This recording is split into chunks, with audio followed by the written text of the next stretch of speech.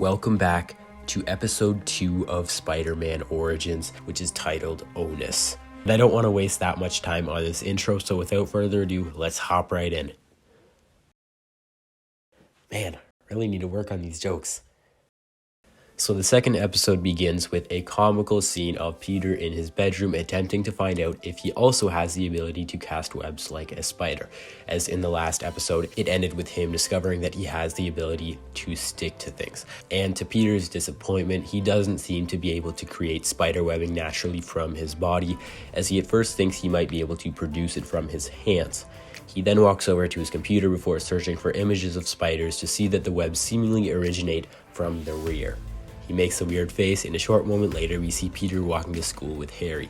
Peter tells him that he wants to introduce himself to MJ, and as they enter Midtown High, he sees her at the end of the hallway. Harry tells Peter that now is his chance, but Peter says that it can wait. Harry tries to warn Peter that if he doesn't make a move now, he might miss his chance and someone like Flash will ask her out. Peter glances over at Flash, who's standing near the center of the foyer, talking to his friends, and he overhears him mentioning that they're going to attend a wrestling event for the Ed Sullivan Show, which will take place the next night on Friday after school, and that they have a pair of front row seats. Randy encourages Flash to sign up to fight Crusher Hogan, a hulking brute who is the star of the show and hasn't lost a match yet. Flash tells him that he'd rather watch this time around. After hearing this, Peter gets the idea to create an alter ego for himself known as Arachno Boy. He plans to create a suit and develop a mechanism that will fit around his wrist and shoot out spider-like webbing, allowing him to become his own star on the show to earn respect from Flash. He plans to fight at the event and reveal his identity to the crowd after as Peter Parker.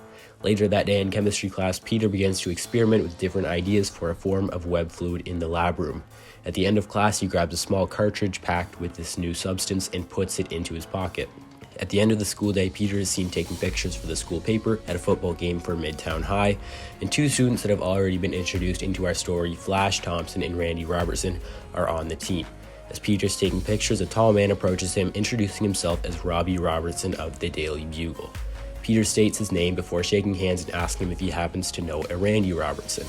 The man tells him that that's his son and that he's here to watch him play. He then tells Peter that he couldn't help but notice the attentiveness and care Peter seems to be putting into his work, and tells him that there's a job opening at the Bugle for a part-time position in photography and that they need someone who's going to be able to commit to serving the Bugle. He mentions that too many people come and go, and that Randy's told him good things about Peter, and that since he's only in the 10th grade, he believes he would be perfect for the job, as Peter would be able to work for the remainder of his high school career if he's ever in need of a little cash. Peter tells Robbie that he'll consider it before going back to taking pictures. Later that night, Peter stays up crafting a pair of web shooters before falling asleep at his desk. The next morning, he wakes up to the sound of his alarm, places the web fluid cartridge from the previous day into one of the devices, and begins to test it out inside his room. To his surprise, the shooters worked perfectly, and soon after, his room is almost entirely covered with the thick spider webbing he developed the previous day. Soon after, Aunt May yells up the stairs asking Peter if everything's okay, and tells him that he's making a lot of noise. Peter tells her that he's just a little tired and is getting dressed for the day. Later that day at school, Peter and Harry are walking down the hallway when Peter finally builds up the courage to go over and talk to Mary Jane, which gives us an awkward conversation between the two. This is the first time you get to see the confidence boost Peter's new abilities have given him on display. Now, I'm not going to try to give you an idea of exactly how this conversation went down, because I'm sure that if Sony was to use this idea, they'd be able to come up with something 100 times better than whatever I'd make out of it. But to make things simple, it's just going to be a casual conversation with Peter being awkward and MJ mostly leading it. This is meant to show that although Peter has begun to gain confidence, he's still an awkward teen who doesn't have great social skills. On the other hand, MJ has a very sweet personality and tries her best to make him feel comfortable talking to her. After this scene, Peter is seen talking to Harry again and is asked if he's still on for tomorrow night. The two have a tradition of eating dinner together every Saturday night at a restaurant called Joe's Pizza to stay in touch during the weekend, and Peter says that he'll be there. At the end of the school day, Peter sneaks into the chemistry room and creates some more web fluid, pouring it into the same small cartridges, telling himself that this will definitely earn him respect from Flash and the other guys.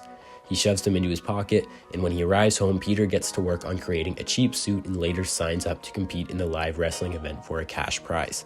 He is soon introduced to the crowd as Arachno Boy, a name chosen by Peter before being placed in the ring to fight his opponent. He soon spots Flash and Robbie in the front row, cheering like a couple of maniacs. They both have shirts and signs representing Crusher, and as the fight begins, Peter starts out a little sloppy, but despite this being his first time actually throwing hands at someone, he soon gets the hang of it and demolishes his opponent with the help of his new web shooters and spider powers.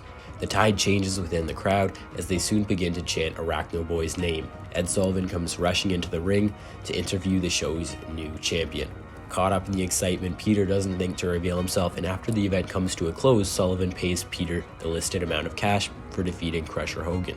He then offers him a position as a Saturday night regular on the show, telling him that the idea of the mask was genius and adds mystery to his character, which is something that fans love. He tells him that he need to arrive tomorrow at 8 p.m. for a fight at 9, and Peter agrees to the offer.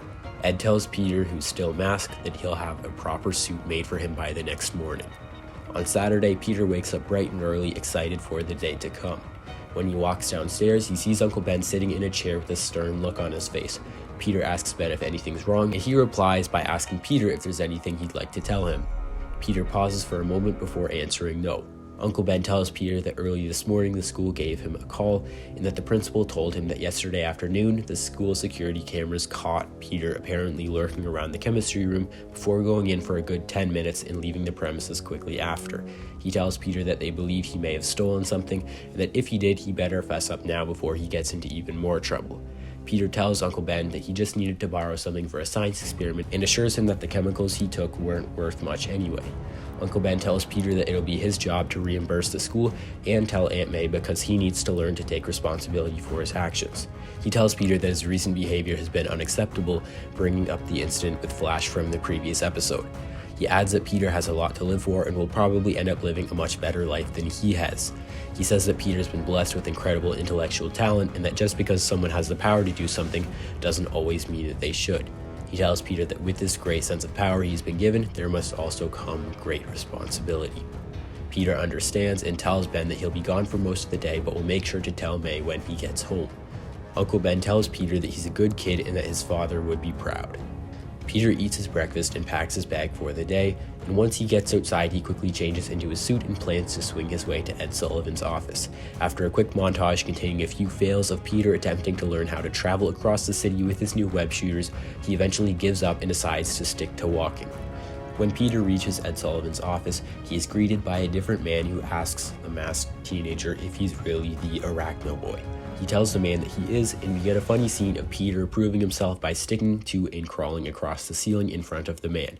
Peter then tells him that he's there to pick up something from Ed Sullivan, and the man reaches over the counter and hands him a package with a sticky note that says, "Hope you like the suit, Spider-Man." The next scene takes place on the top of a building that Peter has crawled up as he's donning the new suit for the first time, ready to give web swinging a second shot. We see a close-up of the new mask as Peter takes a deep breath, preparing himself for the long fall that is to come. As he jumps off the building, we get a scene from the ground as a couple of bystanders happen to see this mysterious figure jump from the top of a tall building.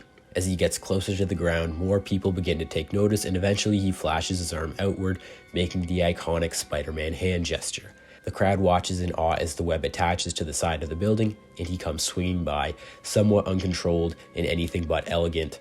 But as he continues to swing, Peter eventually finds a consistent rhythm, allowing himself to move quickly and fashionably across the city. For the majority of the day, Peter tests out his new powers, learning how to effectively swing, crawl, and move like a spider to really sell this new character he's created. Near the end of the day, at around 7 o'clock, we see Peter swing downtown to Joe's Pizza and change back into his regular clothes stored in his backpack. He leaves the bag on the top of the building and walks into the restaurant to see Harry already waiting at a table. He apologizes for being late, and the two proceed to talk and have dinner together. After they leave the restaurant, Peter walks home with Harry, and the second Harry enters into Oscorp, Peter remembers that he was supposed to be at the arena at 8 for a 9 p.m. fight. He glances at his watch to see that it's already 8:45 and soon remembers that he had left his suit along with his web shooters on the top of the restaurant Harry and himself had just come from. He quickly rushes back when in front of a nearby store a man is seen robbing the place. Peter knows that he could stop the man if he wanted to, but decides that making it on time to the show is more important. The robber runs past Peter and he makes no effort to stop him before running around the corner and crawling up the side of the building to retrieve his bag. He then puts on the suit and rushes down to the arena with a couple of minutes to spare. Ed Sullivan greets Peter in the back room, telling him that he thought for a moment that he wouldn't show up. Throughout the night, Peter, as Spider-Man, is seen defeating opponent after opponent, becoming a major hit on The Ed Sullivan Show. Here we can see Peter using his powers for personal gain as he begins to develop into a minor television celebrity. After the show, he receives his paycheck from Ed and is asked if he'll be available for the upcoming Saturday. Peter replies saying definitely before heading home. At this point, it is around midnight and Peter is seen swinging back to his house in silence. As he nears the Parker household, he begins to see an abundance of red and blue flashes coming from down the street. As he gets closer, Peter stops in his tracks, spotting a large group of police cars circled around his house, lights flashing and sirens blaring, with the faint sound of his aunt's cries being heard amongst the chaotic atmosphere that confronts itself to our so-called hero. Anyway, that is going to do it for this episode. I hope y'all enjoyed. Make sure to drop a like on this one if you want to see episode 3 and comment your predictions down below. And I will see y'all in the next one. I'm out.